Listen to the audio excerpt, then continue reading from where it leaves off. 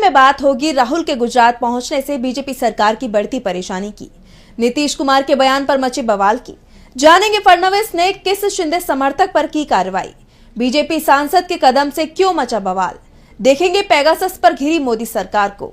और बुलेटिन के आखिर में देखेंगे जाने माने कार्टूनिस्ट इरफान की किस खबर पर पड़ी तिरछी नजर। लेकिन दिन भर की तमाम बड़ी खबरों से पहले एक नजर आज की सुर्खियों पर। कर्नाटक सरकार का फैसला, कर्नाटक यूनिवर्सिटी का नाम बदलकर हुआ डॉक्टर मनमोहन सिंह यूनिवर्सिटी। पिछले साल हुआ था पीएम मनमोहन सिंह का निधन। सुप्रीम कोर्ट का धारावी प्रोजेक्ट पर रोक से इनकार, कमर्शियल प्लेस के तौर पर किया जा रहा है धारावी का पुनर्निर्माण। महाराष्ट्र चुनाव के वक्त उठा था मुद्दा। लोकसभा एमपी इंजीनियर रशीद को झटका, 10 मार्च तक टला अंतरिम जमानत पर आदेश। संसद के बजट सत्र के दूसरे चरण में शामिल होने के लिए मांगी थी जमानत। शेयर बाजार में मिला जुला रहा कारोबार, 7.53 अंकों की गिरावट के साथ 74,332 पर बंद हुआ सेंसेक्स, तो वहीं 7.80 अंकों की बढ़ोतरी के साथ 22,552 पर बंद हुआ निफ्टी। ये तो थी सुर्खियां। अब बात आज की सबसे बड़ी खबर की। राहुल गांधी 2 दिन के गुजरात दौरे पर हैं। पार्टी के नेताओं के साथ लगातार बैठक कर रहे हैं। राज्य में कांग्रेस को मजबूत बनाने की रणनीति तैयार कर रही है। राहुल के गुजरात दौरे से बीजेपी में चिंता दिखाई दे रही है और चिंता में बीजेपी हाईकमान भी है। इसलिए जैसे ही राहुल गांधी गुजरात पहुंचे, पीएम मोदी भी गुजरात पहुंच गए। तो क्यों राहुल के गुजरात दौरे से डरी हुई है बीजेपी, देखिए इस रिपोर्ट में। गुजरात में विधानसभा चुनाव होने में अभी 2 साल से ज्यादा का समय है, लेकिन कांग्रेस अभी से गुजरात पर फोकस कर रही है और अब कांग्रेस की तैयारी ने बीजेपी की टेंशन बढ़ा दी है। खुद पीएम मोदी परेशान नजर आ रहे हैं। पीएम मोदी एक हफ्ते में दूसरी बार अपने गृह राज्य गुजरात के दौरे पर पहुंच रहे हैं, जहां वो अलग अलग कार्यक्रमों में शिरकत करेंगे। वहीं कांग्रेस नेता राहुल गांधी का भी गुजरात दौरा शुरू हो गया है, यानी पीएम मोदी और राहुल गांधी एक समय में गुजरात में होंगे। पीएम मोदी के दौरे की बात करें तो वो अपने 2 दिवसीय दौरे पर रवाना हो चुके हैं। दादर नगर हवेली और दमन दीव के बाद पीएम मोदी गुजरात पहुंचेंगे। वहीं दूसरी तरफ राहुल गांधी ने अपनी भारत जोड़ो यात्रा व न्याय यात्रा के बाद जनसंपर्क का अपना अभियान चालू रखा है। ऐसे में राहुल गांधी गुजरात दौरे पर अहमदाबाद में रहकर लगातार 2 दिनों तक संगठन के अलग अलग स्तर के नेताओं से मुलाकात करेंगे। अब एक ही समय पर पीएम मोदी और नेता विपक्ष राहुल गांधी के गुजरात में होने की खबर ने सियासत को गरमा दिया है। जानकारों का दावा है कि राहुल गांधी की गुजरात में बढ़ी सक्रियता ने बीजेपी की टेंशन को बढ़ा दिया है, क्योंकि बीजेपी ये बात समझ चुकी है कि अब राहुल गांधी की लोकप्रियता का ग्राफ तेजी से बढ़ रहा है। ऐसे में अभी से गुजरात में कांग्रेस अगर जमीनी स्तर पर उतरकर मेहनत करेगी तो ये बीजेपी के लिए बड़ी चुनौती बन सकती है। यही वजह है कि पीएम मोदी खुद सक्रिय हो गए हैं और उन्होंने गुजरात में अपने दौरों की संख्या बढ़ा दी है, क्योंकि देश की सत्ता में बने रहने के लिए बीजेपी का गुजरात में मजबूत रहना बहुत जरूरी है। 2024 के लोकसभा चुनाव के बाद संसद में बतौर नेता प्रतिपक्ष राहुल गांधी ने कहा था कि न सिर्फ इंडिया गठबंधन सत्ता में आएगा, बल्कि आने वाले समय में कांग्रेस गुजरात भी जीत कर दिखाएगी। और उसके बाद से कांग्रेस काम पर लग गई और कांग्रेस का फोकस अब बीजेपी की नींद उड़ा रहा है। राहुल गुजरात पहुंचे तो पीएम मोदी भी गुजरात पहुंच गए। साफ है बीजेपी को राहुल से डर लग रहा है। तो डरे हुए इस समय बिहार के सीएम नीतीश कुमार भी दिखाई दे रही हैं, क्योंकि जिस तरह से वो बयान दे रही हैं उससे उनका डर ही सामने आ रहा है। बिहार में इसी साल विधानसभा चुनाव होने हैं। विपक्ष नीतीश पर हमले कर रहा है तो नीतीश कुमार बौखलाए दिखाई दे रही हैं। विधान परिषद में उन्होंने पूर्व सीएम राबड़ी देवी पर ही तीखी टिप्पणी कर दी। तो क्या है पूरा मामला, देखिए इस रिपोर्ट में। बिहार में इस साल विधानसभा चुनाव होने हैं और विपक्ष नीतीश कुमार के स्वास्थ्य पर सवाल खड़े कर रहा है। जनसुराज पार्टी के चीफ प्रशांत किशोर तो नीतीश के मानसिक स्वास्थ्य पर ही सवाल कर चुके हैं, क्योंकि नीतीश कुमार कभी किसी के पैर छूने दौड़ पड़ते हैं तो कभी ऐसी बातें कह जाते हैं कि उनकी पार्टी के नेता ही शर्मसार हो जाते हैं। और अब विधान परिषद में उन्होंने राबड़ी देवी पर विवादित टिप्पणी कर दी। बिहार विधान परिषद में मुख्यमंत्री नीतीश कुमार और आरजेडी की महिला विधान पार्षदों के बीच तीखी बहस हुई। ये बहस महिला हिंसा और शिक्षा के मुद्दे पर शुरू हुई, जिसके बाद नीतीश भड़क उठे। राबड़ी देवी पर निशाना साधते हुए नीतीश ने कहा कि इसके हस्बैंड यानी कि लालू यादव जेल गए तो अपनी वाइफ को मुख्यमंत्री बना दिया। नीतीश कुमार के बयान पर सदन में आरजेडी ने तीखा विरोध किया। आरजेडी के एमएलसी सुनील कुमार ने नीतीश के बयान पर आपत्ति जताई। उन्होंने सभापति से इसे सदन की कार्रवाई से बाहर निकालने की मांग करते हुए प्रदर्शन भी किया। हालांकि उनकी मांग खारिज कर दी गई। नीतीश के बयान पर आरजेडी में नाराजगी दिखाई दे रही है। इस बीच आरजेडी के लिए एक राहत की खबर भी आई है। महागठबंधन की बैठक में बिहार विधानसभा चुनाव तेजस्वी यादव के नेतृत्व में लड़े जाने पर सहमति बन गई है। नीतीश की टिप्पणी पर बवाल मचा हुआ है। नीतीश के बयान बीजेपी के लिए भी भारी पड़ते दिखाई दे रही हैं। बिहार में बीजेपी अपने सहयोगी जेडीयू के चलते दबाव में है, तो महाराष्ट्र में बीजेपी अपने सहयोगी पर दबाव बना रही है। एकनाथ शिंदे को कमजोर करने की कोशिश लगातार की जा रही है और अब सीएम देवेंद्र फडणवीस ने एक बार फिर एकनाथ शिंदे को बड़ा झटका दिया है। देखिए रिपोर्ट। महाराष्ट्र के सीएम देवेंद्र फडणवीस अपनी सहयोगी पार्टी शिवसेना को लगातार झटके दे रहे हैं। एकनाथ शिंदे को कमजोर करने की कोशिश बीजेपी की तरफ से हो रही है और अब फडणवीस की तरफ से शिंदे को एक और बड़ा झटका दिया गया है। फडणवीस ने शिंदे के करीबी अजय अशर को मित्रा संस्था के उपाध्यक्ष पद से हटा दिया है। बता दें कि महाराष्ट्र सरकार ने नीति आयोग की तर्ज पर मित्रा यानी कि महाराष्ट्र इंस्टीट्यूट फॉर ट्रांसफॉर्मेशन बनाया है। शिंदे सरकार के गठन के बाद साल 2022 में एकनाथ शिंदे ने अपने करीबी अजय अशर को मित्रा का उपाध्यक्ष बनाया था। अजय अशर एक बड़े बिल्डर हैं और अशर ग्रुप के चेयरमैन हैं। अब फडणवीस ने मित्रा से अजय अशर को हटाकर दो नए नेताओं को उपाध्यक्ष पद पर नियुक्त किया है। इन दोनों नए उपाध्यक्षों में से एक अजित पवार के नेतृत्व वाली एनसीपी के दिलीप वलसे पाटिल हैं और दूसरे बीजेपी नेता राणा जगजीत सिंह पाटिल हैं। मित्रा संस्था में पहले से नियुक्त राजेश क्षीरसागर को उनके पद पर बरकरार रखा गया है। ऐसे में अजय अशर की छुट्टी को शिंदे के लिए बड़ा झटका माना जा रहा है। इससे पहले भी फडणवीस शिंदे सरकार के समय हुए कई फैसलों को पलट चुके हैं। दोनों के बीच मतभेद की खबरें भी लगातार आती रही हैं। वैसे जब फडणवीस से इसे लेकर सवाल किया गया तो उन्होंने इस बात से इनकार किया था कि उन्होंने शिंदे सरकार के फैसलों पर रोक लगाई है, तो शिंदे ने भी मतभेद की खबरों से इनकार किया था।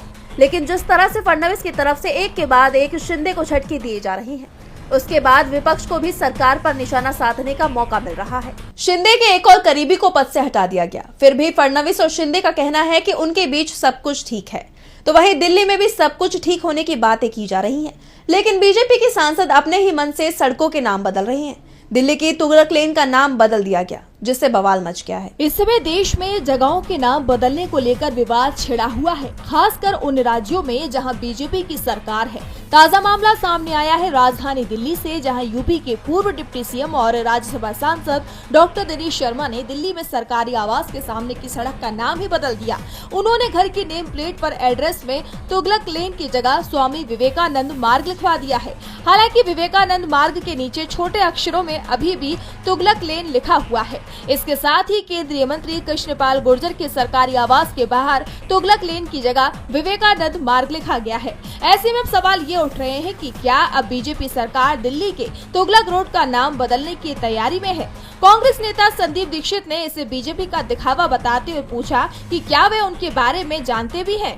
विवेकानंद सांप्रदायिकता के खिलाफ थे और हर धर्म को बराबर मानते थे। वे जाति व्यवस्था के खिलाफ थे और एक ऐसा देश बनाना चाहते थे जहां सभी धर्म समान हो और सब एक साथ रहें। इसी के साथ संजय सिंह ने कहा, अच्छी बात है, उन्होंने मुगल क्रूर शासकों के खिलाफ आवाज उठाई, लेकिन फिर दूसरा पक्ष मोदी जी का यह है कि जब अमेरिका से उनका दोस्त राष्ट्रपति ट्रंप आता है तो उसको वो ताजमहल देखने के लिए भेजते हैं। किसने बनवाया ताजमहल?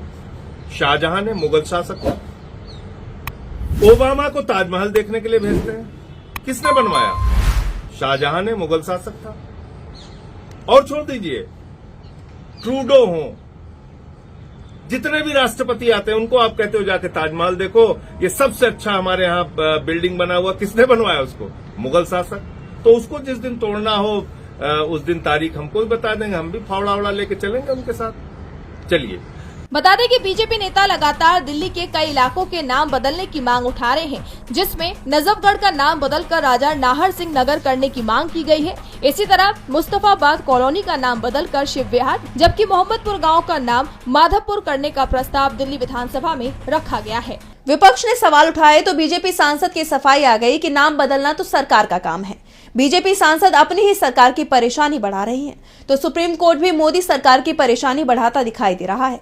पेगासस का मामला अब एक बार फिर सुप्रीम कोर्ट पहुंच गया है। पेगासस सॉफ्टवेयर का मामला एक बार फिर सुर्खियों में है। इसे लेकर शुक्रवार 7 मार्च को सुप्रीम कोर्ट में सुनवाई होनी थी, लेकिन किसी वजह से ये सुनवाई टल गई।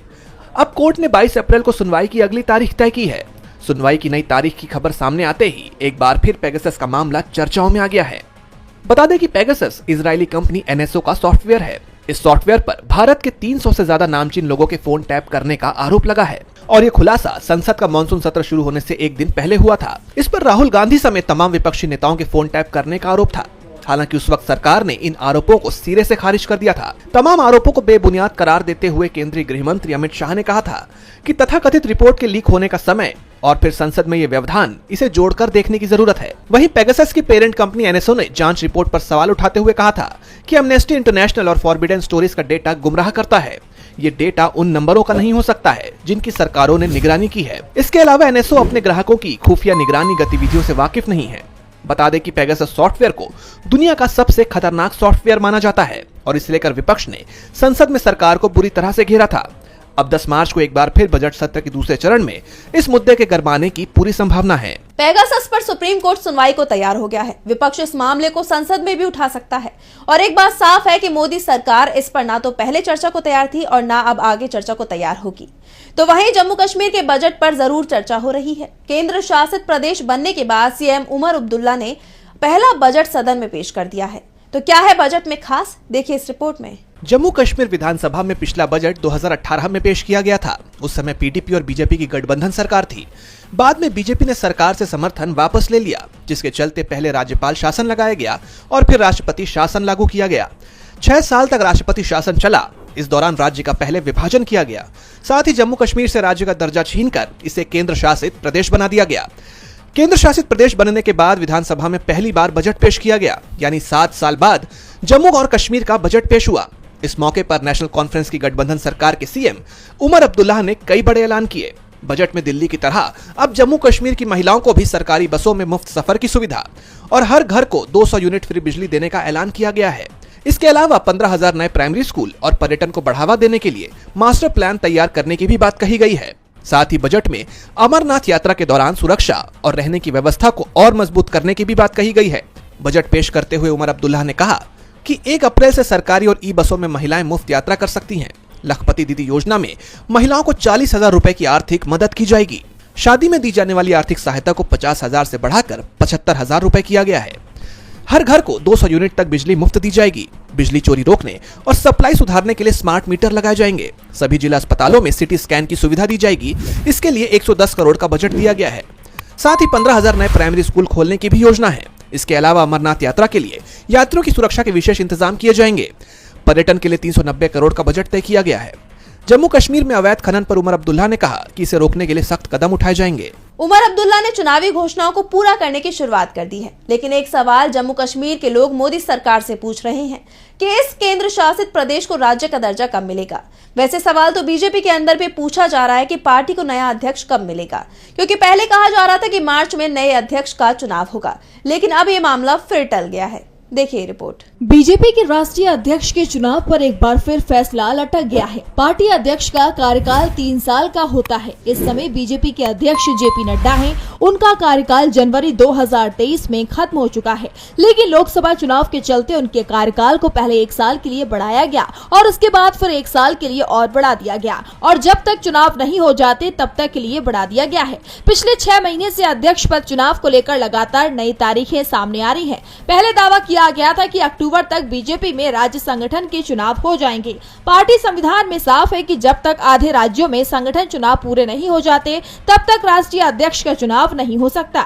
इसके लिए जरूरी है कि 18 राज्यों और केंद्र शासित प्रदेशों में पहले बीजेपी संगठन का चुनाव पूरा हो, लेकिन अभी तक सिर्फ 12 ही राज्यों में संगठन चुनाव पूरे हो पाए हैं। इस बीच बीजेपी हाईकमान और आरएसएस के बीच भी अध्यक्ष पद को लेकर सहमति नहीं बन पा रही है। अब ये खबर आ रही है कि 21 से 23 मार्च तक बेंगलुरु में आरएसएस की अखिल भारतीय प्रतिनिधि सभा की बैठक है।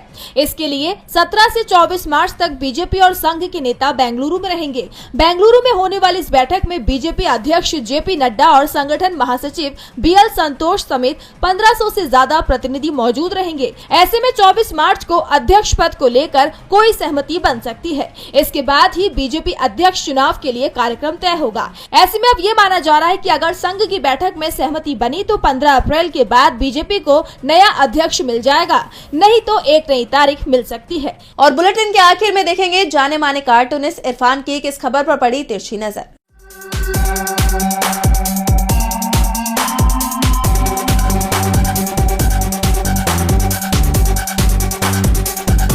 बिहार के मुख्यमंत्री नीतीश कुमार ने राबड़ी देवी को भला बुरा कहा है।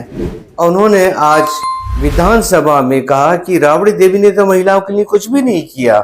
साथ में उन्होंने आरजेडी की 3 विधायकों को भी भला बुरा कहा और कहा कि इनके राज में तो महिलाओं के लिए कुछ भी नहीं हुआ है। शायद वो उनको भला बुरा कहते हुए ये साथ में ये भी भूल गए कि कल मुंगेर में एक महिला के साथ में बलात्कार हुआ, उसके बाद में उसके पैरों में 10-12 कीलें तक ठोक दी गईं और मुंगेर जैसा कि हम जानते हैं बिहार में ही है।